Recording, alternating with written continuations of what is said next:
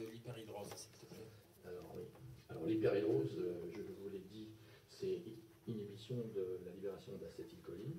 Donc vous avez les zones qui sont intéressantes, c'est soit l'hyperhidrose axillaire, soit l'hyperhidrose.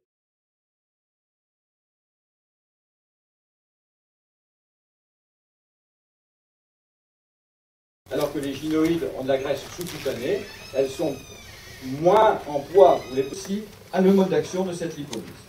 Donc la LHS assure cette action de lipolyse et en même temps sous les récepteurs β3 adrénergiques qui sont extrêmement importants pour réguler la lipolyse adipocytaire. Le gros problème, malheureusement, c'est que chez nos patients qui ont des problèmes de culotte de cheval, c'est que sur les culottes de cheval, elles ont des graisses qui ont malheureusement un déséquilibre au niveau de l'adipocyte en récepteur alpha et récepteur bêta. Il y a normalement sur cette adipocyte, il y a un récepteur alpha, un récepteur bêta. Dans les culottes de cheval, il y a 3 à 4 récepteurs alpha pour un seul récepteur bêta. C'est pour ça qu'elles ne perdent pas la culotte de cheval et c'est pour ça que là, il faut que nous intervenions de la liposuction à tous nos actes techniques classiques que nous pratiquons en médecine esthétique, mais aux solutions. Les adipocytes, ils constituent bien entendu le tissu adipeux blanc, on va aller rapidement là-dessus, la fonction mécanique et de réserve. Alors, il assure la synthèse des triglycérides, l'hypogénèse, le stockage et le déstockage. C'est un cycle permanent, continu. D'accord? Et je vais vous rappeler pourquoi, évidemment, puisqu'on fait appel à elle chaque fois que le foie a libéré son stock de sucre, et que c'est 48 heures à peu près. Hein.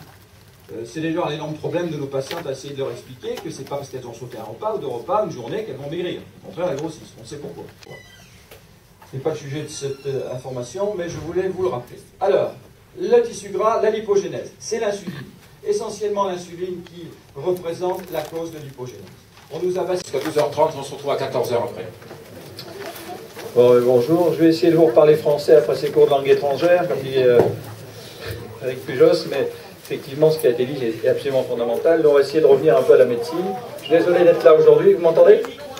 Qui sont bien sûr dans de miracle que le nom. Hein.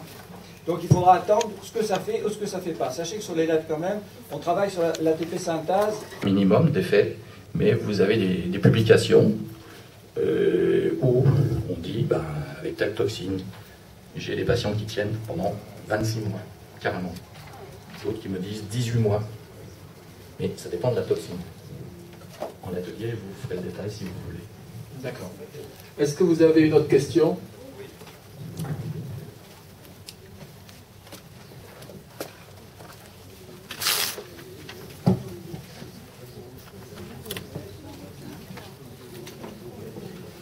Oui, je voudrais poser deux questions.